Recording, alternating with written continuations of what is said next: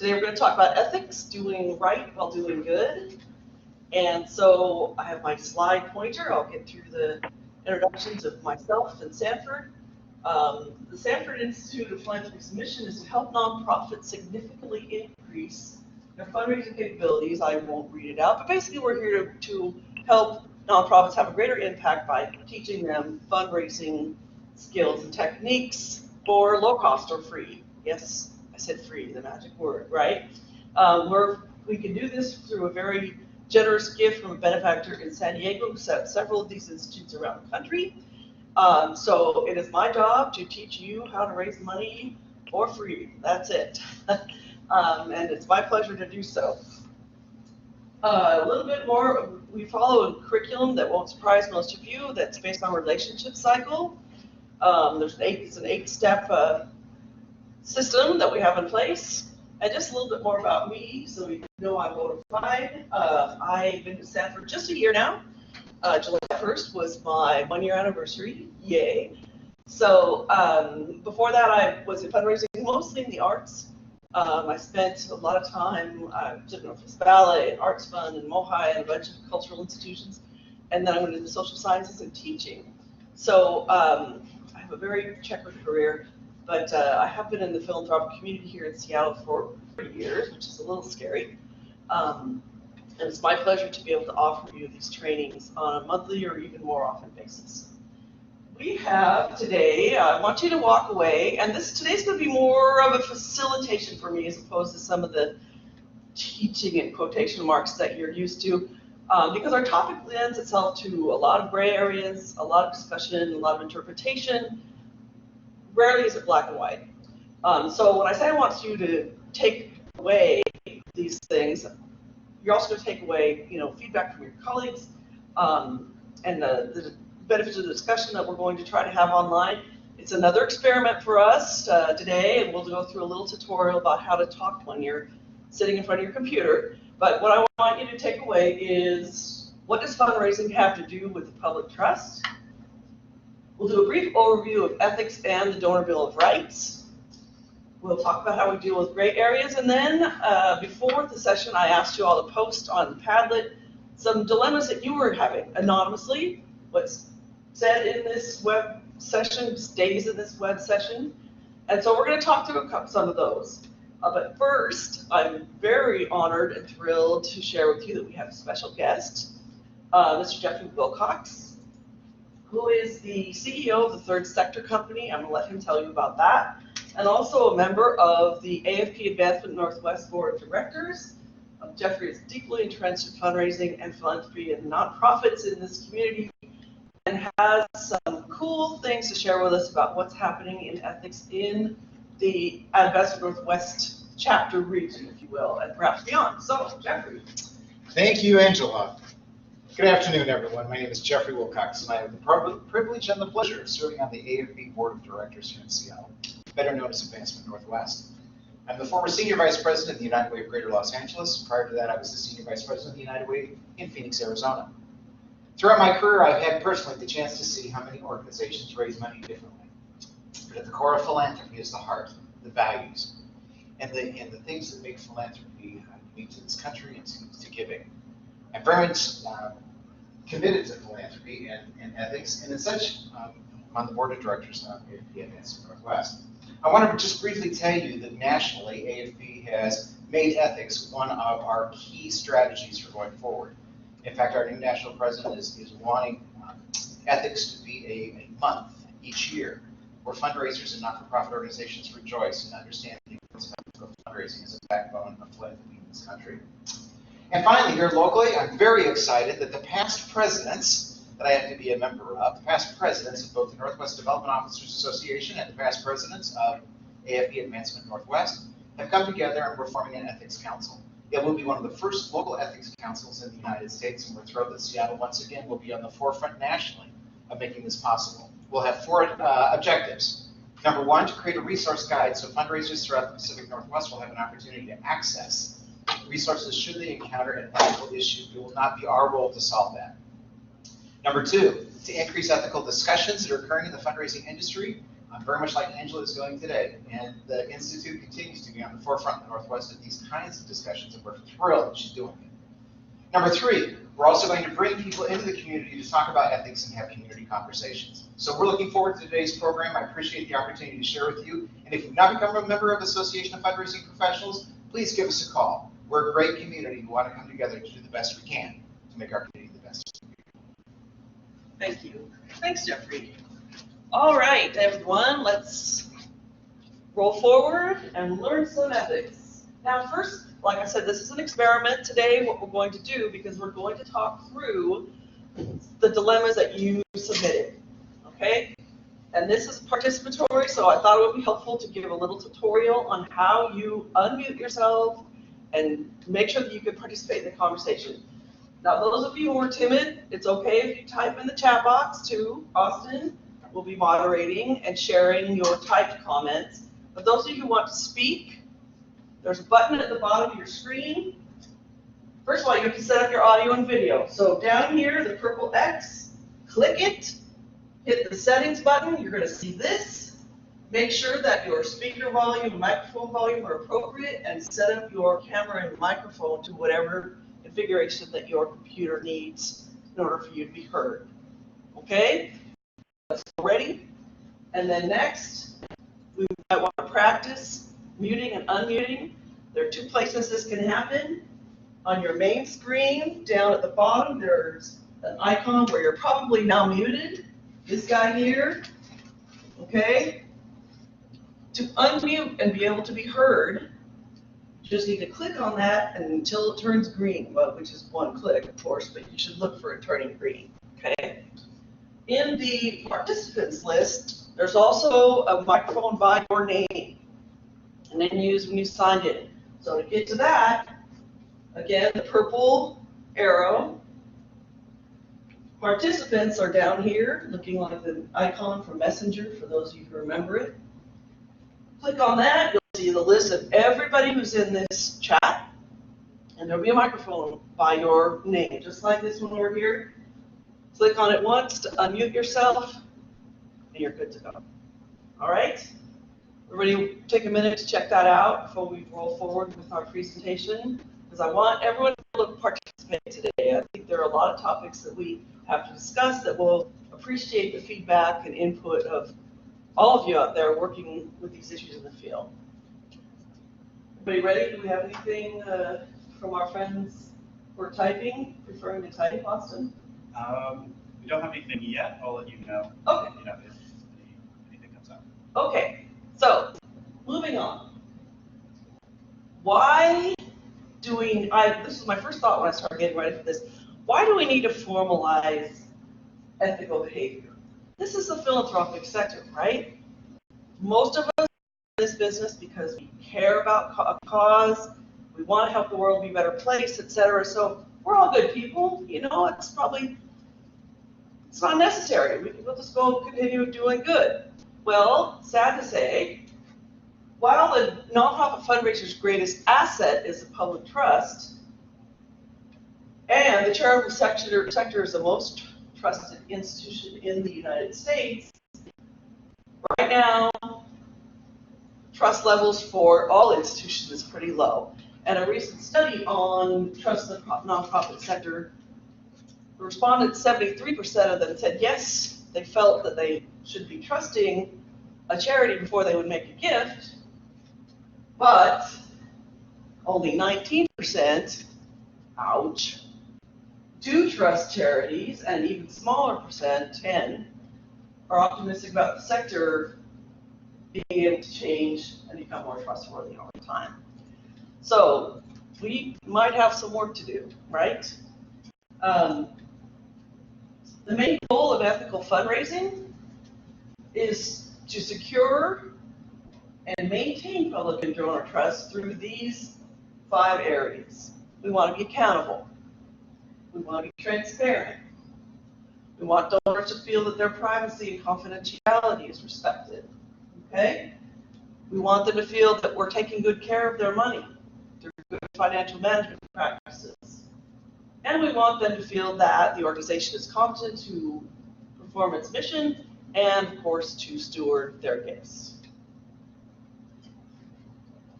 Here's an example, coming back to why do we need ethical principles, not principles is wrong, but a code, a written formalization of that. Acknowledging gifts in a timely fashion. Is this an ethics issue? You know, is it just a question of maybe we need to have the right systems in place in the office and, you know, make sure that we have the bandwidth to get it done? Well, if you look at trust theory, relationship theory, everyone on this call should know that fundraising is about relationships, right? Right. So, relationship theory tells us that we start out a donor wanting to connect with your organization and they make a gift. That's often when the relationship building starts, when the donor comes in at perhaps a lower level, right? Well, relationship theory tells us that there are two connections that are made on the way to a donor trusting us. First one is functional, and that has to do with reliability, which of course I have bolded here, and consistency. And then once the donor's satisfied with that, we'll move on to the next step of a personal connection. Well, coming back to the question, what would timely acknowledge do for reliability and consistency? They show the donor that we're reliable, right? We have our stuff together. We're going to get a letter in the mail quickly and accurately and gratefully. And that shows them that we're worth trust. We are trustworthy, and the philanthropic sector, the trust increases when we're reliable. Tell me a little example of something that I would think when I read the Code of Ethics. I was like, you know, timely acknowledgments, well, that's just a function of administration, right? Well, no, it ends up that it's not. So, moving on, the basics. I'm just going to give you an overview.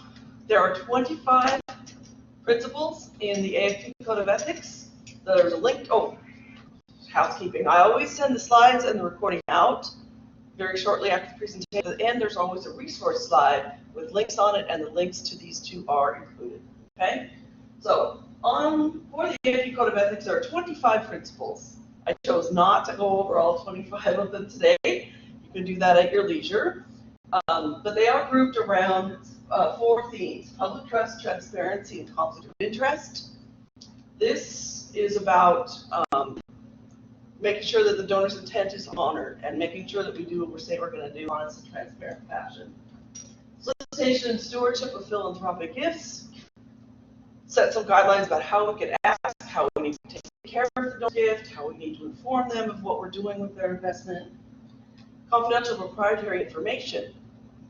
What we may do and may not do with the donor information that is trusted to us when we're working for a certain employer. And there were a lot of questions about this in your Padlet, so take note. And then finally, compensation bonuses and finder's fees for fundraisers. And that's another one I've always wondered about. You know, what's the deal? What, does it matter that we take a percentage or can't do X, Y, and Z? And I read a good piece getting ready for this in that the donor wants to feel that we are working for the mission of the organization and not to advance our own agenda by grab all or anywhere we can. It was something that gave me pause and a lot to think about. So if that's true for you, I have the reading at the end of on the resources. You know, give that some thought. I know this one creates a lot of confusion when I teach this or discuss it with students. Donor Bill of Rights is 10 best practices, again, that is more what the donor can expect as opposed to what the fundraiser needs to do. And this tells us they have the right to expect truthful, timely, and accurate information, privacy, and that the intent of their giving is honored. Again, I'm just giving a brief overview of these because like reading them out would be tiresome, well, to most of you, I think. But please do check them out. I've got them posted on my cube up there because I always want to remember, you know, who I'm working for. How are we doing? Any questions so far, Austin? Everyone with me so far? Yes? Okay, great. I've just given you an overview of what our wonderful association AFP tells us is ethical and what the donor has the right to expect. However, it's never, I shouldn't say never. Stealing money from your organization is black and white. But often in practice, in real life, ethical dilemmas arise that are not black and white, that are gray, that are, well, I don't know what we should do. What do we do? So I found these guidelines that may help you when you have something like that come up. So the rules of thumb for ethical fundraising that are suggested. First of all, you want to check the AFP Code of Ethics, which is why I've given you the link to that. It covers a lot of stuff, and there's a wonderful guideline with standards that gives situations that you can read through and says, this is what you would do, this is what you probably would not do, okay? Second one is the front page test. I love this one. This is my favorite one. If you saw a headline of what you're proposing in your city's, counties, whatever, newspaper, how would you feel about it? How would it affect your nonprofit? What would your donors say, right? The parent test, which I prefer the board of trustees test, because most of my parents didn't understand fundraising too well, and if I told them that I couldn't accept a percentage of what I raised as compensation, they would have been, what are you, nuts? So I usually use the litmus test of, well, how would I feel if my board either found out about this or I had to tell them? And right, that crystallizes very quickly sometimes what it is I need to do or recommend. And finally, trust your gut.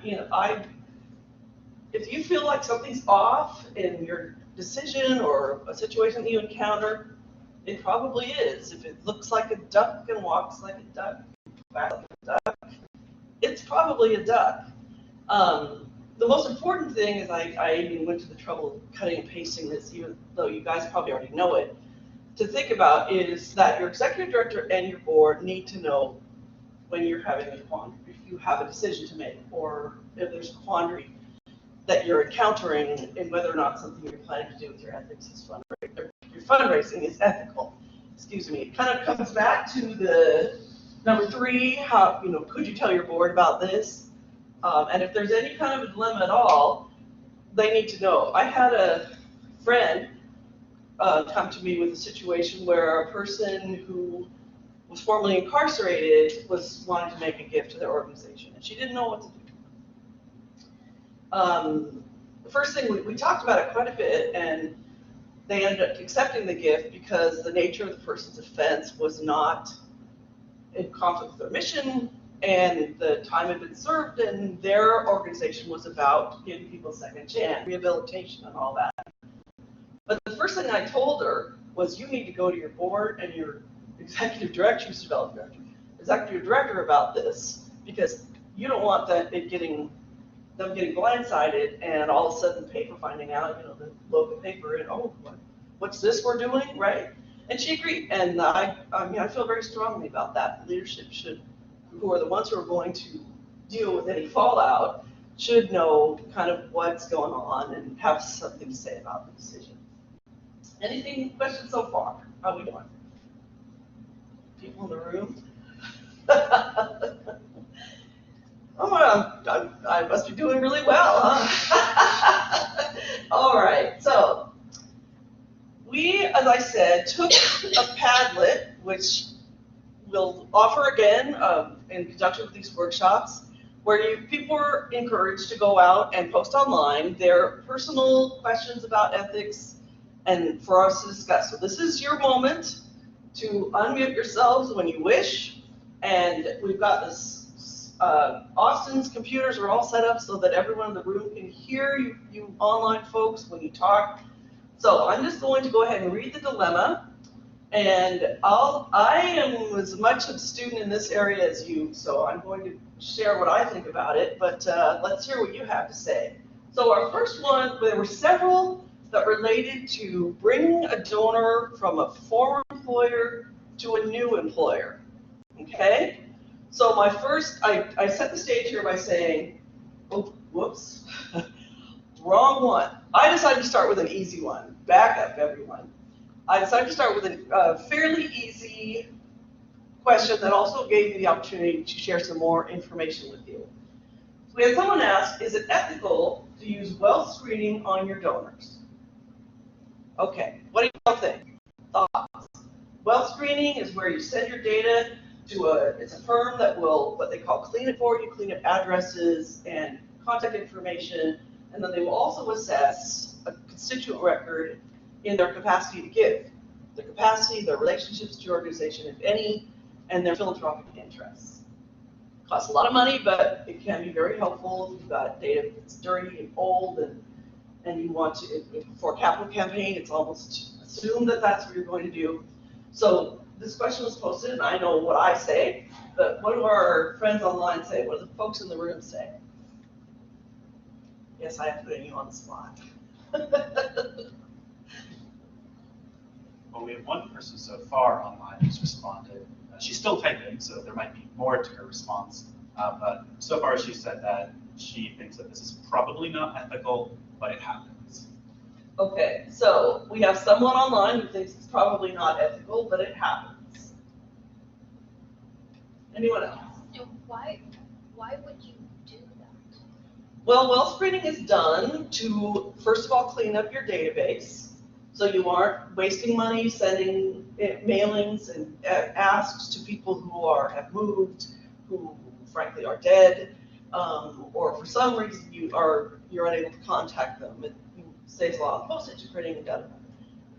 You also want to assess the capacity of your donor base if you haven't made that an ongoing practice. So you want to take the hundreds and thousands of records and put them through a process that shows, what kind of capacity to give they have. So it'll look at what their real estate holdings are, and if the information is available, and if they have stock in public companies, and it'll look at to whom else they give, and how much, and where they live, and whether or not that's an area known for, high wealth individuals. Puts it all into a spreadsheet or who knows what, sends it back to you to decide what to do with it. So It's creepy. Ekaterina thinks it's creepy. I've heard that before too. If that's what they're doing to me as a donor, and the only reason why I am like, wow, is because a couple of years ago, an organization I donated to emailed me saying that your data was compromised. Sorry, we will sign you up for this, website where they alert you if somebody is trying to steal your identity and stuff, because apparently they collected a bunch of information on me. Mm-hmm. And we're like, sorry, it's on us. Here's access to this whatever, and they can screen you for a year for free. I'm like, well, okay, I didn't even know that you collected so much information on me. So it's like I'm so new to this, and I am processing this information as a donor, like I make small donations and everything, and this is what nonprofits do. Kind of it's turning me off. I hear that a lot. Especially if I don't know how secure my information is going to be. Yeah. And I know for a fact, because I work with IT and I'm not IT, but I work with IT, I know that the organization do not secure your data in general. So security is an issue. it's a huge issue for me. Yeah. For me, for sure. Okay, Jeffrey, you had something to say. For me, I think there's actually two questions here. Is it ethical to get information, and it's what you do with it? Getting it, what you do with it, okay? Okay, so I would say in this day and age, this information already exists. And your opening statement was this is about relationships. And I think it's important when you're developing a relationship with someone that you actually have taken a moment to get to know them and to really understand them. I think if you use the information because it's in a sincere attempt to develop a personal relationship with someone, as opposed to do a data breach or to expose someone or use that information, then I think you're on the ethical thing. But I think this day and age, this type of information isn't just available to fundraisers. This is the world we live in. And so it's one of, is it ethical to use it? I don't think so. Yes, I do. It's what you do with it that could make it unethical. Okay, someone online. Yeah, we had one person who also agrees that it is ethical. They say that wealth screening can access public records that could give an indication of potential wealth. It is not a substitute for knowing your donor. Excellent. I tend to agree, and this is a learning moment, because again, I wish I had the corner and all the answers to these, but I don't. Many of you may not be aware that this is, what we're talking about is prospect research, okay? Which concerns gathering information on potential donors and current donors to assess their ability to deepen their relationship with an organization, okay? Now, they have their own association, the American Prospect Research Association, which also has a code of ethics. So I went out and looked at that. Here's the preamble. It's about furthering fundamental right to privacy and confidential information of the nonprofit, right? So the members agree to abide by it, and the foundation are integrity, accountability, practice, and conflict of interest. So that's what prospect research is, and the meaning of this information is supposed to be about. Now, I've taught prospect research a lot and have a couple of friends who are really experts in it. All the information that's gathered is public. They're very emphatic about that because, you know, again, trust. We want people to trust us. We don't want them thinking we're going to, you know, look at their arrest records or whatever other things they might not want included in our database. So it's not, to my mind, public information, which is out there and lots of people are looking for, is okay to gather. And so how you use it, as Jeffrey said, is the part B. And in my view, it is ethical. Not everyone agrees. I've done wealth screenings twice, mostly for major capital campaigns. And we did do that with the intent of using the information for our relationship building purposes only. There was a hand. Hi. I'm Debbie. Yeah, how you doing? I was thinking, like, when people want to donate, I guess this is where they screen people. So they want to know all the background or the public information about someone to see if it's worth targeting them for the. So is there a chance for the potential or prospective donor to, like give permission? Okay, I give permission that you do. Yeah, like a consent. I mean, this is a way to kind of find them, but I wonder, like, once they found us, okay. I think that, well, I guess that would mean to what you're referring. So certainly when we add a donor to our mailing list and start emailing them newsletters or whatever, yes, we have to give them the option to opt out. Often the sign-up sheet, if you have one by paper form, will say, you know, I want to volunteer and I want to receive your email and I want to get invitation to events, whatever it is. I mean, the option to solicit someone is something we don't have to get permission for. You're foolish if you do it unadvisedly. You know, your relationship and your trust are out the window. But technically, no, we don't have to ask their permission. And this is, again, in a technical legal sense, not a good fundraising practice or ethical, in my view. Other thoughts on that? Anyone online? No comment. Okay. Well, it would be the same as you're applying for a job and your potential employer will look you up on Facebook and then won't hire you based on. It's creepy to know that this is common practice, and it's definitely turning me off big time. I think it needs to be a consent. It needs to be some kind of something where, yes, I give you my permission to research public record or whatever. It's hard for me to accept that anyone can go behind my back, look me up, and then use this information in I don't know how it, and it will surface somewhere later where I least expected. Who knows how they're going to use this information and what they're going to be doing it with this information. And that's the trust issue for me. In again, going back to the consent, I think it needs to be somewhere like a button. Do you consent to? Yes. Not everyone agrees. You're, That's that's interesting. okay. Not everyone agrees. And you and I can talk about this Yes, okay, over tea I'm done, sometime. I'm done, I'm done. It's okay. I'm just learning. So, dilemma number 2, and this is the one I was referring to in number 1 because I was off. This is about taking our donors' information with us when we leave one job for another, okay? And several people asked about this in a number of variations. So I set the stage by, first of all, posing the question, as Director of Development, reaching out to donors of a former employer who are not donors to a current employer, sorry about the typo. First of all, in general, what do we think? Is that ethical? To reach out to donors of our former employer who are not donors of our current employer? Yes or no? Live, die? No. It is not ethical. It is not ethical to, yeah, it looks like the online folks are saying thumbs down too.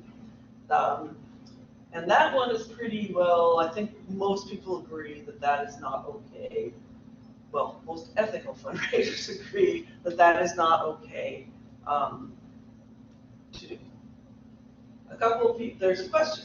Oh, I was going to say, one person online said that they think that it depends on company and legal contracts. Do you have any? Depends on company and legal contracts. These are, I need more, on the company, it shouldn't matter.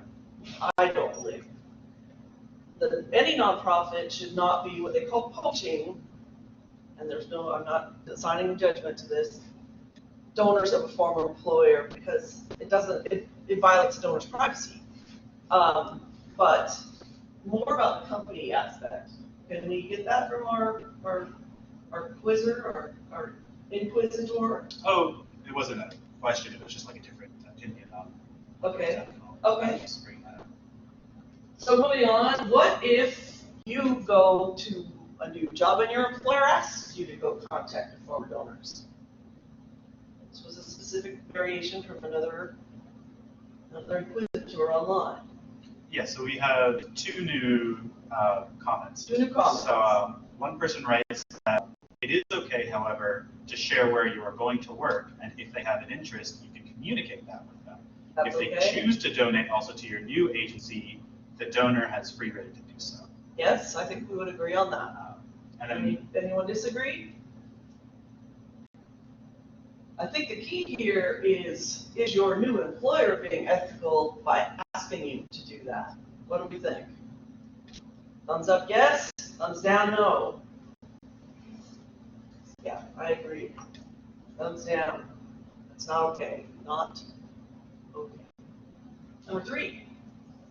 If you have maintained a relationship with them, which kind of came in to our comments, and I think we have to get really specific here.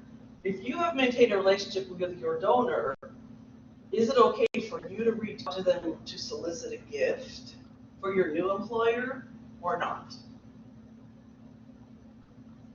Not about, maintaining a relationship, going to have coffee or whatever, but soliciting them. What do y'all think? someone online says no. Someone online says no? People in the room? It depends. It does depend. It depends.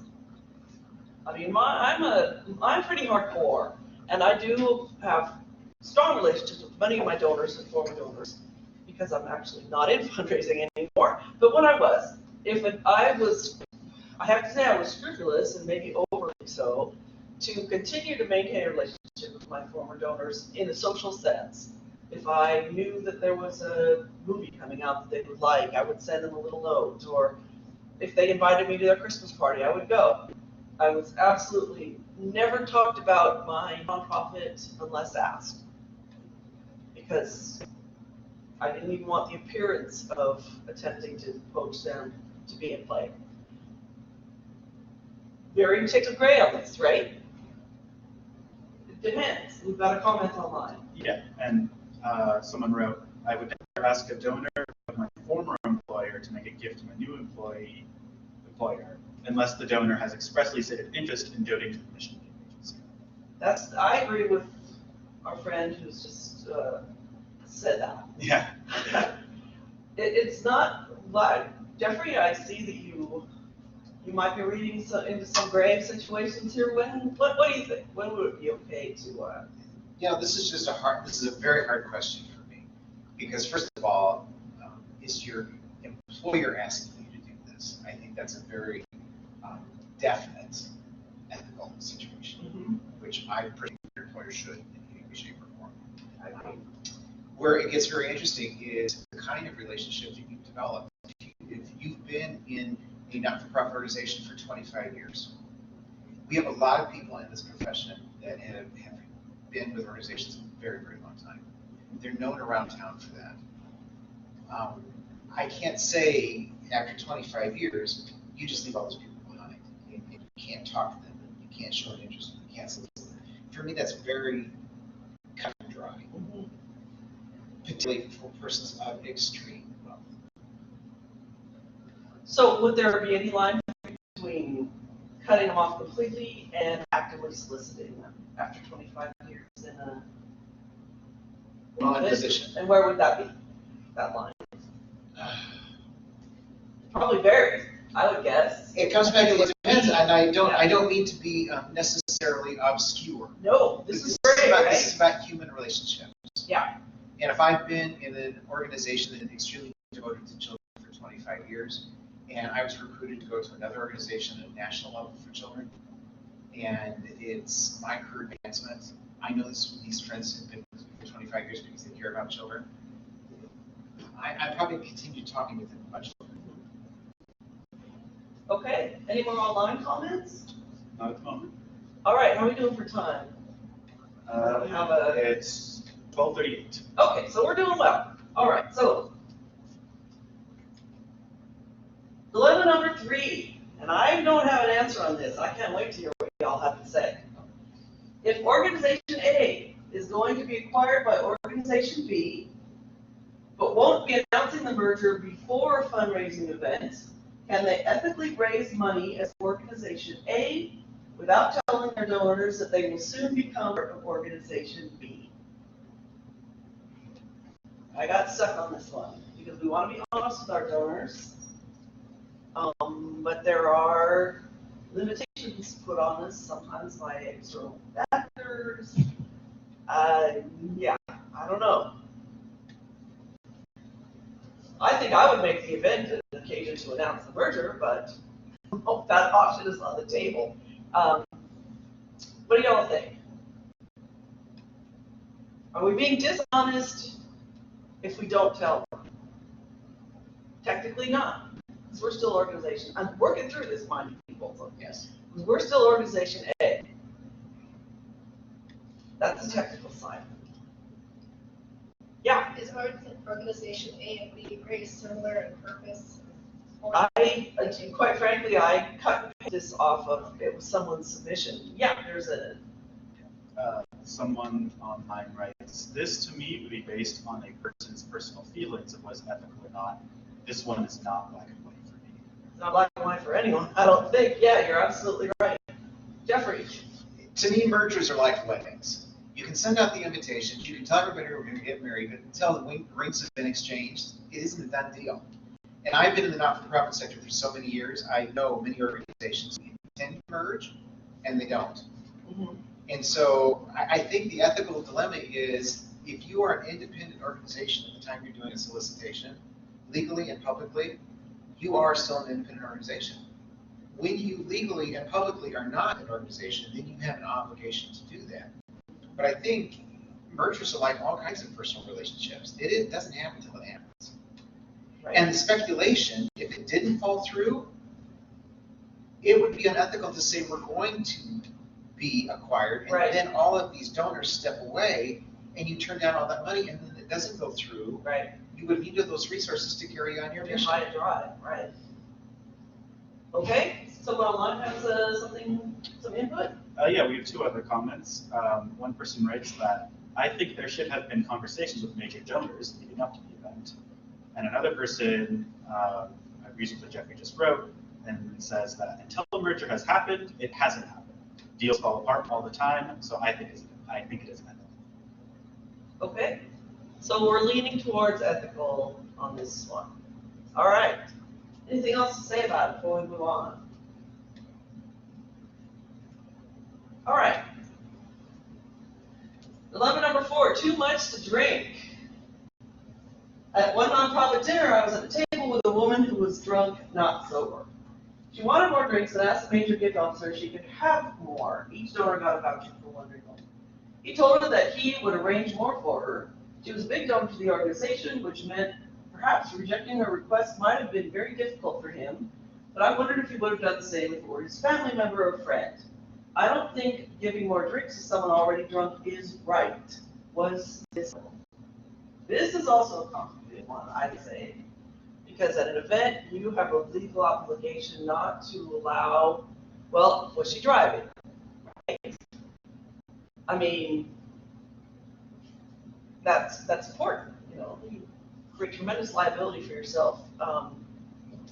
If she's driving, it's different than if she's just gonna be, you know, really hungover and feel like a fool the next day, right? Comments yet? Are we at risk of losing the gift? Does that matter? Anyone?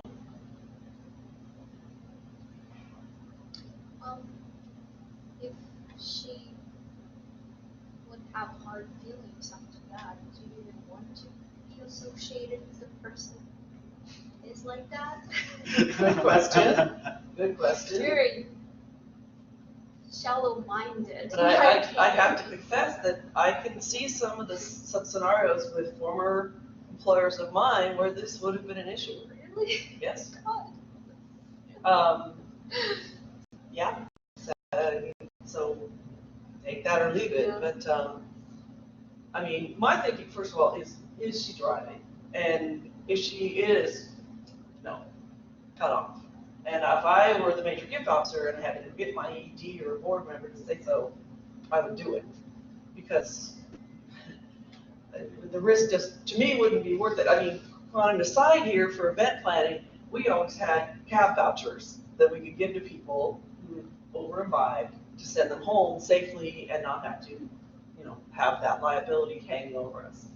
But in terms of, you know, making donors angry or upset that they can't have everything they want, it's a little less clear. Donors, what's the right way to say this? We want to do what our donors want, maybe 90% of the time, but there are some places where there are boundaries. And this is getting close to one of them. I'm not sure what I would do. I'm standing up here telling you, I don't know. I would tend to nicely figure out a way to distract the lady, offer to take her on a tour or something, you know, meet the artistic director, but I'm not sure. What is the input from other folks? Yeah, so someone online writes, if someone came with the donor, I would defer to them and state to them my concerns about the donor's level of intoxication. Okay. Anyone else in the room? Jeffrey? This is a good example for me about when ethics meets morality. Because you know, the question is, was it ethical? But sometimes you have to ask yourself the question, was it moral? And I think for me, if I were in this situation, I think it's more a morality issue. Since you brought that up, now I'm going to put you on the spot to talk about the difference between the two. Okay, let me finish my thought, Okay. and then as an illustration of the difference between the two. I think the moral thing that I would have done is I would have said, you can have another drink, but I insist that someone will be taking you home. I would go into a bargaining mode with that person, as opposed to a conciliatory motion, which is, I care about you, this organization cared about you, If this is something you would like, we can accommodate that. But if I'm going to do this, I'm going to insist that you're going to be taken home. Do you want that?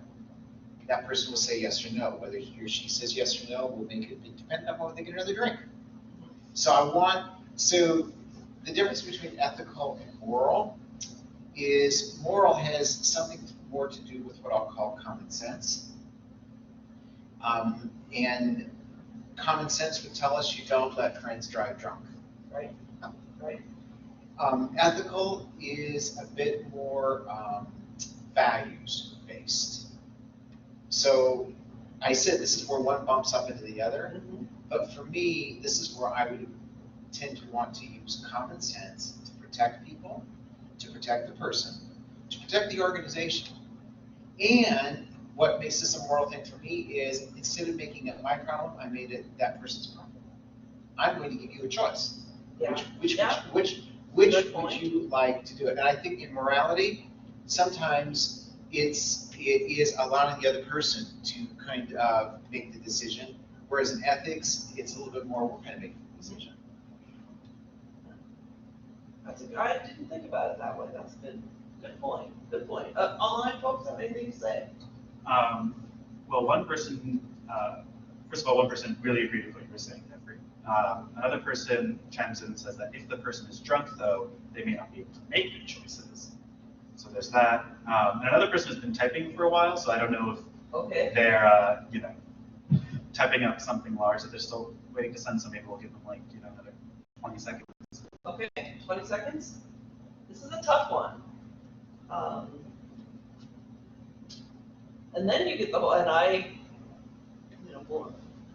say mea culpa myself, when you start thinking about event planners who know that the more alcohol that is served, it's demonstrated, the more money you raise. There's a timing to it, but there's a peak time of intoxication during an event that is where the most money comes in.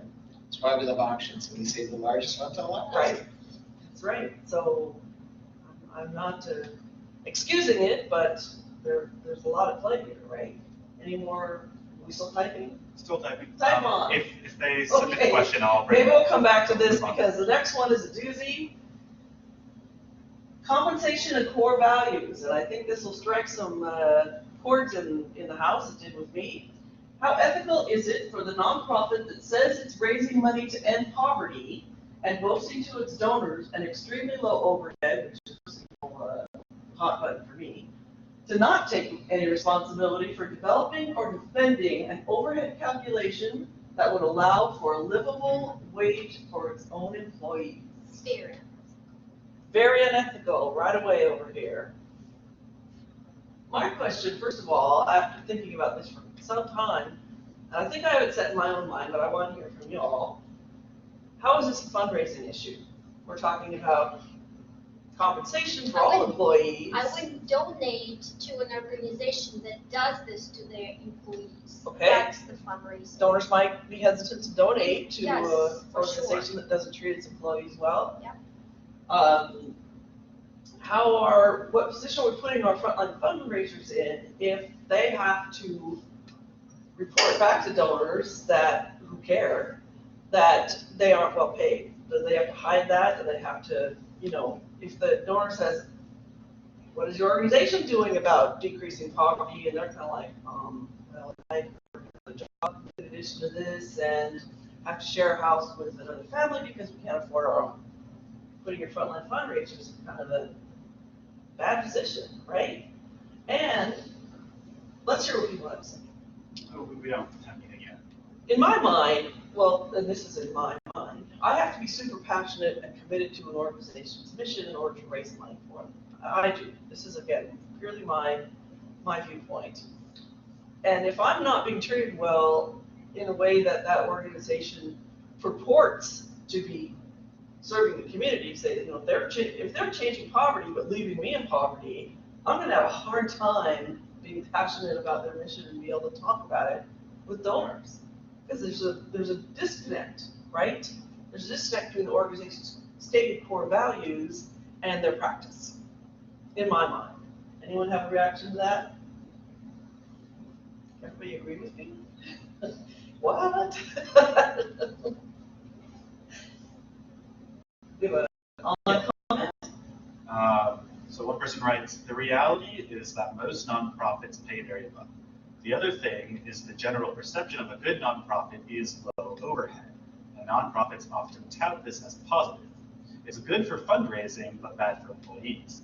This is a huge disconnect with nonprofits' ambitions and employees. Agreed. Agreed. We have one other person who's been typing for a little bit, Okay. so let's again give them a. We've Oh, got here we some are. time, right? Here we go. So this person writes, agreed, this implies that extremely low overhead is something to boast about. To me, it shows a lack of investment in the organization's internal strength, including its own employees. Which is what I agree. I agree with that. I know that there's still a lot of people who feel that as much money as possible should go to programs. And they're, in a sense, they're not wrong, because we are in business to help our clients. My practical financial management side comes out then and says, okay, if we have a lot of turnover, if we have crumbling buildings, old IT, et cetera, how are we going to serve our clients when people leave and the building falls down? Moral and ethical issues aside, right? Austin, somebody else online. Yeah, so another person writes, I think there's a donor mindset that wants to know the overhead and wants that most of their money go directly to the cause, and they may not be thinking about how much their employees are being paid. I know that some organizations boast about their low overhead. I know a nonprofit that explains that their employee cost is covered by a private donor so that all other donations go directly to the field. I think this mindset is gradually changing I hope so. with the conversations about social justice, and I think people are gradually changing their thinking about that. I hope so. Yeah. So I get really riled up. Yeah, me And there's, in my mind, that it's the turnover that kills absolutely. good people leaving because their mission is achieved on the backs of their employees. But don't get me started because we only have till 1 o'clock. Anything else online? How are we doing for time? Nothing else online, and we're at 12:53. Okay, so 7 more minutes. Well, Angela, interestingly enough, on this particular issue, yeah, I blame the funding community more than I blame our own. And what I mean by that is there has been such a pressure to have extremely low overhead by the funding community. The not-for-profits have had to, first of all, live in a suffocation cycle, which I hope everybody online is familiar with the suffocation cycle, because this is exactly what starvation cycle. Starvation. Is the way of saying it. Yeah. Is all about. But also, it is a potential comment on the funding community about how oppression is actually being cultivated. Well, yeah. I mean, I work with, nonprofits do have a lot of pressure from funders to keep their overhead low, not only institutionally, but individually. And it's kind of sad, it speaks to me in a sad kind of way that the nonprofits feel such pressure, because I do a lot of work with 990 data and mess around and look at it because I'm just a geek that way. And it is amazing to me when I did my dissertation with 990 data, and I went through every single 990 for over 3,000 nonprofits. And I know how tiresome, right? But it really was amazing to me to read some of the narratives on those tax returns about the fundraising events and the galas and how great they were doing and bringing in contributions. And you get to the functional expenses page, and the fundraising costs were zero. Zero. And I'm like, somebody's lying somewhere about something here. Either they're really not doing all these things that they say, which is highly unlikely, or they've managed to weasel those numbers somehow into programs, justifying in their own minds that that's the way to satisfy the watchdog and the funder community that expect to see that this cost low. I understand it, but it was kind of like, what have we become, right? Any reaction to that? I do think it's changing. I hope so, It is Ekaterina. Especially you with see younger that, Jeffrey? generation growing up, people are slowly, in 10 years it will be the norm, I think. I hope so. Now it's just kind of great. I saw a great piece that I'll include if anyone's interested in when we send out the slides about how the whole basis of philanthropy was maintaining the status quo for rich white people. I've read that, kind of changing my everything going 180 degrees while I was doing so, but it was provocative and interesting, and I'll be happy to send it to anybody who wants to see it. But this kind of leads us to another topic, mind you, which we only have 3 or 4 minutes to continue, but 4 minutes. There's something to it, and a lot of work for us all to do. Writing that, in my opinion, I'm getting really opinionated, so perhaps we should just move on and say here are some more resources for you all. A couple of good articles about ethics, especially in the sense of how to look at gray situations and make some decisions. The Code of Ethics and the Donor Bill of Rights. And then the American Prospect Research Association, if you're feeling squirrely about prospect research or data screening, have a look at that and see if there's something you might want to reach out and talk to them about your concerns. Know that that's available to you, okay? Finally, any more questions before we wrap it up about ethics, about anything you've heard today? Angela, while everybody's writing, it just occurs to me that the dilemmas that you have presented to us, it's one thing for us to discuss amongst ourselves as fundraisers. Mm-hmm. We've got to have these discussions with our colleagues inside organizations.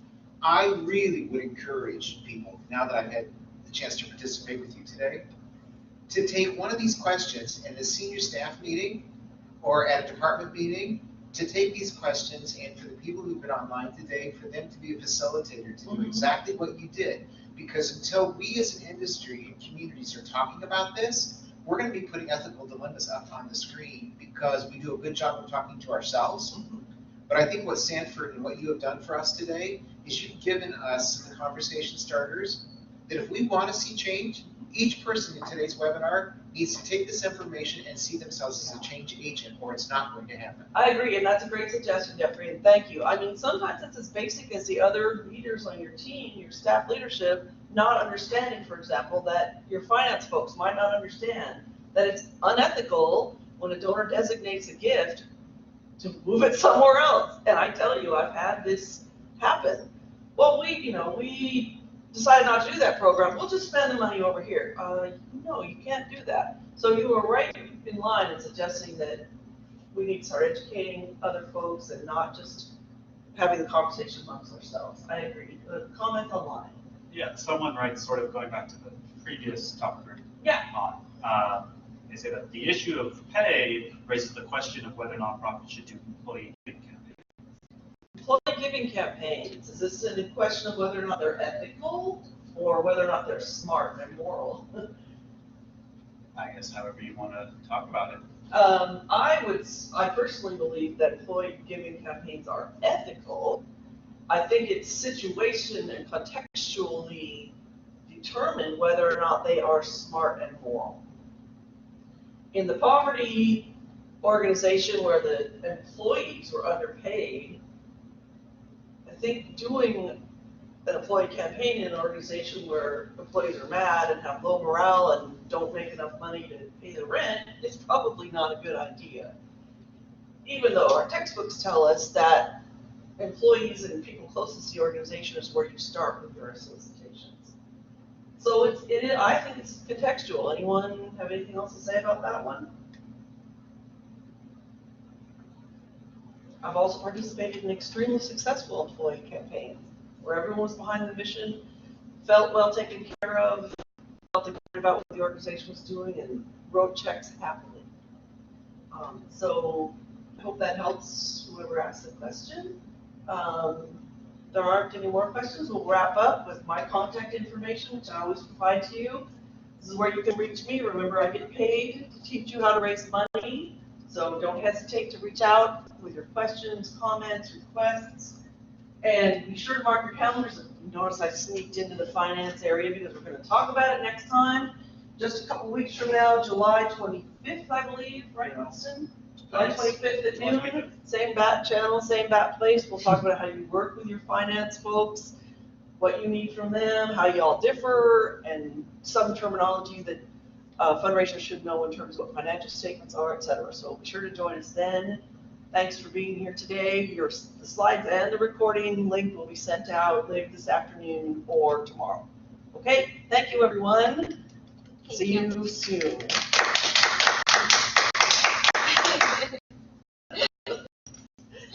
All right, yay. I'm Cal.